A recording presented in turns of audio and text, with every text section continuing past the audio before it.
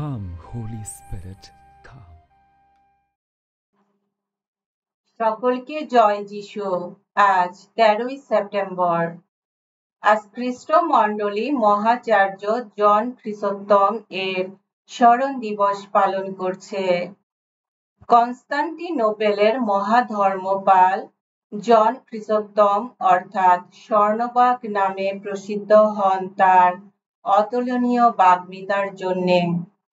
6 বছর ধরে পাহাড়ে বিজন আশ্রমের জীবন যাপন করার পর তিনি যাজক হয়ে বাইবেলের প্রতীকবাদী ব্যাখ্যার পরিবর্তে ঐতিহাসিক বাস্তবিক ব্যাখ্যা দিয়ে 12 বছর ধরে আন্তিওখ নগরের খ্রিস্ট ভক্তদের মধ্যে বাইবেল শিক্ষা প্রচার করেন।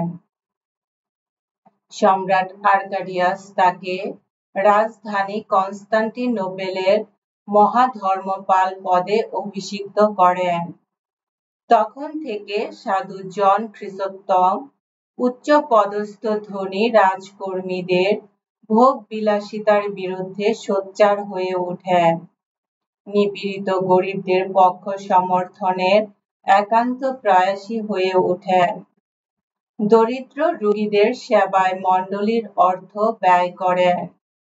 তিনি বলতেন, তোমরা খ্রিস্টের বেদী সোনালী কাপড়ে সাজাও, অথচ শীতাতুর খ্রিস্টের গায়ে তোমরা একটি কাপড়ও দাও না। শেষে সম্রাজ্ঞীর রোষ ভাজন হয়ে তিনি বিদেশে নির্বাসনে যাবার সময় পথেই মারা যান। এসো আমরা প্রার্থনা করি।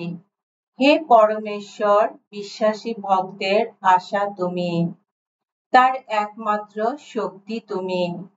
তোমারই আশীর্বাদে তোমার ভক্ত জন খ্রিসোস্তম লাভ করেছিলেন শত দুঃখ কষ্ট সহ্য করার শক্তি এবং অমৃতময় ভাষায় ঐশ বাণী প্রচারের ক্ষমতা। অনুনয় করি তোমায়, আমরা যেন তার শিক্ষায় উদ্বুদ্ধ হয়ে তার সেই দুর্জয় সহিষ্ণুতার আদর্শ অনুসরণ করতে পারি। তোমার পুত্র আমাদের প্রভু যীশু খ্রিস্টের নামে এই প্রার্থনা করি। পবিত্র আত্মার সংযোগে তোমার সঙ্গে জীবনময় ও সর্বনিয়ন্তা ঈশ্বররূপে তিনি যুগে যুগে বিরাজমান। আমেন।